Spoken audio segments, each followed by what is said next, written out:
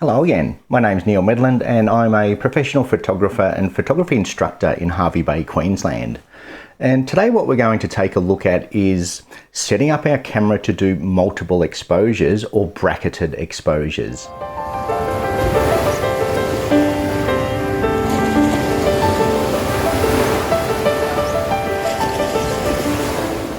Let's start with our bracketed exposures, okay? And what I'll do is I'll show you how I set up the camera for the bracketed exposures. We'll fire off some bracketed exposures. Stick around until the end, because at the end we'll go into Lightroom and we'll have a bit of a look at the images and show you that we get a lot more options when we do it manually rather than letting the camera decide what it's going to do. So bracketed exposures can be really good for when we have those high dynamic range scenes. Okay, so sometimes if we're shooting into the sun or we're shooting deep shadows, sometimes the cameras just don't have enough range to capture everything in one image, or we just want to try and get as much detail as we possibly can, so then we can merge them together. Okay, so I'm going to run through a very quick setup for setting up your camera to do bracketed exposures. Exposure bracketing, really good place to start. So if you want to start getting into multiple exposures, setting up your camera for bracketed exposures is a really good place to start. Okay, so to set up multiple exposures in camera, first thing we need to do is find our way to our exposure settings. Okay, so in our exposure settings, you should be able to find an option that shows you your number of bracketed shots. Now, by default, this is generally on 3. And I think for landscapes and seascapes, 3 is probably enough, and it's a good place to start. You can take up to 7 shots, but I think 3 shots these days with the software we have, dynamic range cameras have, it's enough.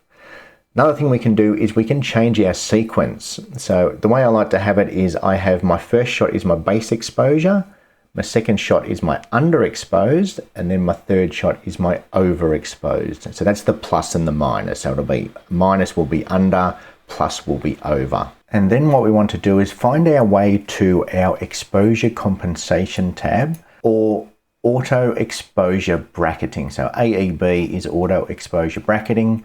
Different cameras call it different things. On the Canon, it's under your exposure compensation /AEB setting.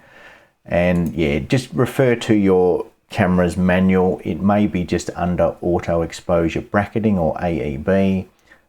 Or even just exposure bracketing. I think some cameras just use the term EB.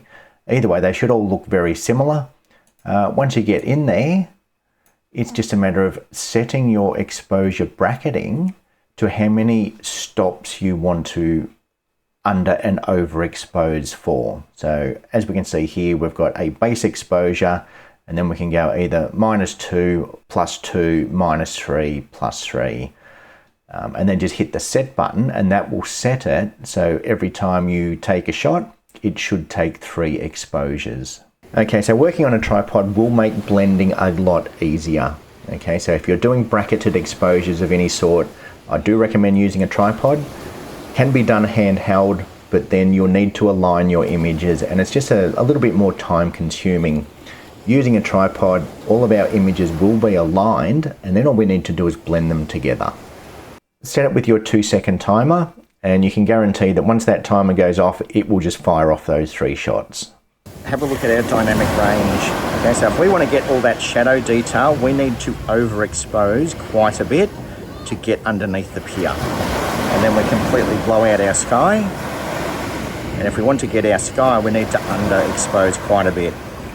So what we're going to do is in our menu, we're going to set up some multiple exposures, and I am going to, just by changing my dial, I'm going to go 2 stops either side. Okay, I'll put my 2-second timer on actually, and what we'll do is we'll just set that at 2 seconds, and the camera will fire off 3 shots. Okay, so if we have a look now, we've got our overexposed, our underexposed, and our base exposure. So find your exposure compensation, and that's 2 stops either side. You can go 3 stops, you can go 1 stop. You set it up in your menu, you can take 7 shots. 3 is generally enough. 3 is generally enough for most shooting situations. But that's how you do it. Set up exposure bracketing, 2-second timer, take the shot, and the camera will fire off 3 shots at different exposures. Now I'm going to show you a better way of doing it. So that's exposure bracketing for you. But you're going to end up with 3 shots. So I'm going to show you a better way, and this is the way I prefer to do it. I want water movement under this pier. Okay, so my main goal here is to get water movement under the pier.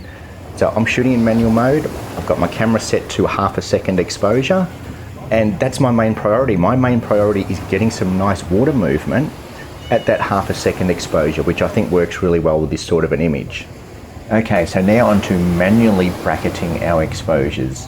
Now, in this case, I'm shooting at f8. Now, the whole purpose of this is to get water movement, okay? So I don't need to focus on my foreground because that water is going to be blurry anyway. So by focusing about halfway down the pier, our first pylons will be nice and sharp, and the end of the pier is going to be nice and sharp, okay? So we're almost at infinity, focusing almost at infinity. f8 on a wide angle, so this is a 17mm on a full frame. So 17mm on a full frame, f8, our depth of field is pretty big. The next priority I have is my shutter speed. Now my shutter speed is set to 1/2 second. So to me, that's what I prefer. And I do encourage everyone to try different shutter speeds. Try long exposures, try fast exposures. Play around with different exposures until you work out what you like. Regardless of what shutter speed you use, the principles will be the same. Okay, get your base exposure first. So in this case, my base exposure is 1/2 second, f8, ISO at 200. Okay, so once I've got my base exposure, what I'm going to do is I'm just going to keep taking images until I get that water movement that I want. Okay, I'm going to take shots as the water's coming in. I'm going to get shots as the water's coming out. I'm going to get shots as the waves are breaking. And then as soon as I can see on the back of the camera that I've got the shot that I want, so it may take 5, it may take 6, it may take 10 shots. But as soon as I see that I've got that shot, I'm going to expose for my sky. Okay, now I am shooting in manual mode. So the beauty with manual mode is you set your aperture, you set your ISO, and then all you need to do is change shutter speed. And that's all I'm going to do. Just by turning my dial either up or down, we're changing our shutter speed to either faster or slower. So a slower shutter speed will let more light in. A faster shutter speed will let less light in. So by speeding up my shutter speed, we're going to expose for the sky.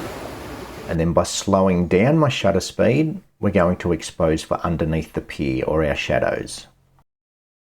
I'm not taking 3 shots every time I take 1 shot. Okay, I get the shot I want, I expose for my sky, I expose for my under the pier or the shadows, and then I go back to getting more movement of the water.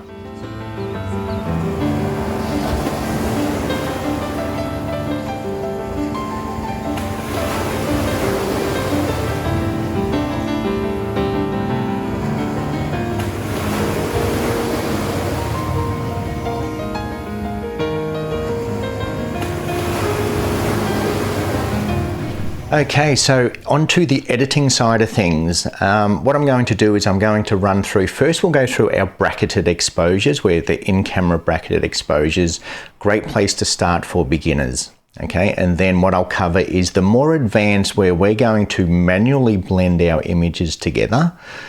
So then we can choose the images that we want rather than using the bracketed photos that the camera's chosen. Now, if you are enjoying what you're seeing, please give it a thumbs up. It helps me understand what people want to see. Feel free to subscribe. If you subscribe, you will get to see me live out in the field. Okay, and I will usually give a few hours notice before I go out. Okay, so onto the editing side of things. Okay, let's look at our bracketed exposures first. So the first one, this is our base exposure, and then we've got our 2 stops under and our 2 stops over. Okay, so this is a good way to start with bracketed exposures. And the easiest way to blend these together is in either Lightroom or Photoshop. If we just select our first image, hold the Shift key, select the last image, right click, Photo Merge, HDR. Okay, and you get a few options here. Auto settings just simply applies the auto setting in Lightroom or Photoshop. So that It doesn't really matter what we choose there. Good idea to click it just so you can see what it's doing. Now, when it comes to seascapes and water movement, this is where we kind of run into a bit of an issue. So I don't know how well you'll see it on YouTube, but all this water, it just doesn't look right, okay? Because what the HDR mergers tried to do is take out the brightest parts of the image and replace them with parts that aren't quite so bright, okay? And in this case, it just hasn't worked. It's destroyed our water. So you can use your de-ghosting amounts just to try and get it somewhere looking a little bit nicer. Now, I wouldn't go down to high, medium, even medium's kind of pushing it. The further down this you go, the worse it gets. I think if none is your best quality, low is better, high is the worst, okay? In this case, medium probably works the best. It's a good combination of the water and everything else. And then all we need to do is hit merge. Okay, and that's going to create a separate file, which is called a DNG file. And it's going to be just after your 3 brackets. And you'll see it say DNG or HDR DNG. So that's essentially a raw file with all 3 of these images blended together. Okay. So as you can see, we did it with the auto settings. So if we just reset that back to default, it's going to look very similar to our base exposure. Okay. The big advantage is it has more information, it has more details. So for example, if we were to lift our shadows, lift our dark areas, and then if I sync that to that DNG file, so have everything exactly the same, and then if we zoom in up here under the pier, you can see that from our base file, it's very noisy. Okay, we've increased our shadows, increased our exposure, it's very noisy. If we look at our DNG file, it's super clean, okay, because it's gathering information from our brighter exposure and not using a base exposure and lifting our shadows. So even though we've lifted our shadows and our exposure, the DNG file is accessing our brighter exposure and just bringing it up a little bit rather than bringing up our darker exposure too much. Okay, so I hope that makes sense. But that's how you do it in Lightroom, okay? Just merge to HDR and then you will have one file with the information of all 3. Okay, so then as an example, if we just bring down our highlights, bring down our whites, okay, we've got all that sky detail, we've got all our pier, like all the details there, and then we can edit it however we like, okay? Knowing that if we try and lift our shadows, we're still getting all that shadow detail and not trying to pull it out of one single exposure. It's a quick and easy method, but it's not the best, okay? So for example, I'm going to go to these images. Now this was the one with the water that I liked the most. So if I chose this image, my underexposed and my overexposed, and I try and merge them to HDR, watch what happens. Okay, so I've merged that to HDR, and even if I click on none, we don't get that water that I want. Okay, because the HDR program is recognizing that water as bright, and what it's trying to do is dull it down. Okay, so no matter which setting I choose, the HDR program isn't doing what I want it to do. It's not bringing in that water that I want. Okay, so this is where Photoshop is our option. We want to keep this foreground, blend in under the pier and blend in our sky. So Photoshop is our only option. Okay, the HDR merge in Lightroom doesn't work. Even the HDR merge in Photoshop doesn't work. Okay, so now we're going to merge our 3 exposures together manually. Now I'm going to show you a really cool trick. First thing we're going to do, so this is our base image. This is the image that I want to work on, and all I really want to do is blend in my 2 stops over and my 2 stops under. Okay, so the first thing I'm going to do with those 2 images, that's one for my sky, that one is for my pier. I'm going to hold Control, select both of those 2, and I'm going to merge them to HDR. Okay, I want my brightest exposure and my darkest exposure merged. So let's merge them for starters, and that's going to create a HDR file just for my sky and my under the pier. Okay, now if we have a look at our DNG file, again, it's going to look very flat, but now I know that I've got all of that sky detail, I've got all of that shadow detail in this one file. So now I'm going to go back to my original photo, the one that I want to work on, and I'm going to do a very basic adjustment to it. Okay, so in this case, I'm just going to apply my seascape preset. The regulars on the channel will know what that is. I bring down my highlights and my whites, I'll lift my shadows and my blacks. I apply an Adobe landscape profile, apply my lens correction, chromatic aberration, and I also reduce sharpening. I do not like the way Lightroom sharpens, so I reduce my sharpening. Okay, that's it. That's all I'm going to do to it. I might just do a quick white balance adjustment. I do want to warm it up just a little bit, just to really get that golden glow. Just add a bit of magenta. I can see a tint of green on some of those pillars. And that's it, okay? That is my starting point. Then what I'm going to do with that new HDR file that I've created, I'm going to hold my Control or Command key and select that HDR file, and then I'm going to sync everything. Check all, synchronize. Now I'm going to have the same white balance. All my presets are going to be the same. So now if we have a look at our base starting image and then our HDR image, they're very similar, okay? They're almost identical. Now, because I've got this HDR image, I can actually push this one a little bit further, because knowing that we've created a HDR file, we can actually bring those highlights down even more, lift our shadows, knowing that we're retaining all that original detail, okay? We're not pushing one exposure to its limit, we're pushing a merged exposure to its limit, okay? Maybe not that much with the shadows, somewhere around about there. I still don't like to push them all the way, but just push them a little bit further, okay? Now what I'm going to do, now that I've got my two exposures, I've got that one and I've got that one. So essentially I've got a HDR file and then I've got my normal exposure. And what I'm going to do, holding the Control key, select both of those two images, right click, edit in Photoshop. Okay, so now we've got them both opened in Photoshop, and the key is to make them look as close to each other as possible. Okay, so I can already see that there's a little bit of a shift. Okay, so the tripod has probably moved in the sand. So what I'm going to do with my HDR image, I'm going to click and drag that just with my move tool, click and drag, and then click on the image, click, drag, hold shift, and that's going to place it directly in the middle. Okay, we can close that HDR file now, we don't need it. And you know, there is definitely a little bit of a shift there. So what I'm going to do is unlock our background. I'm going to hold my Control key and select both of those layers. We can turn the eyeball on or off, doesn't matter. Select both of those layers, come up to Edit and Align Layers, Auto Align Layers. Just make sure that's on Auto. Leave all these ticks off. I've already done that part in Lightroom. I've already done my corrections.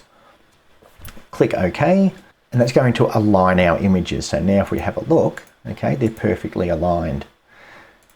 Now, this is how easy it is. If we just grab that top layer, create a layer mask, grab a black brush, okay, and we're going to black out that top layer, black out the bits that we don't want, and then underneath is that water that we want. So now we're blending in that water with our HDR, and we can come all the way down. And look, this can be done lots of different, you know, there might be certain parts of an image you want to bring in. So now we've blended our HDR with the foreground that we want. And then if we just come up to layer and flatten image, now we're ready to start editing our image. We've created a very flat, essentially a raw file. Okay, we've blended a HDR image with the water that we want. And now we can start to edit the image. That's it for this one. I'm not going to do a full workflow. I don't believe in full workflows because you should be editing the image the way you want to edit the image. Okay, so this is a starting point. This will show you how to blend your images. And then once you've got it to this stage, then you can do whatever you want. Okay, you can start adding all your adjustment layers, your contrast, your sharpening, put filters on it, knock yourself out. That's how easy it is to blend multiple exposures together and choose the parts that you want to keep. So that's it for this video. Hopefully you did like it. If you did, please give it a thumbs up. Plenty more to come. And hopefully next time I see you, I will be live. So thank you again and see you soon.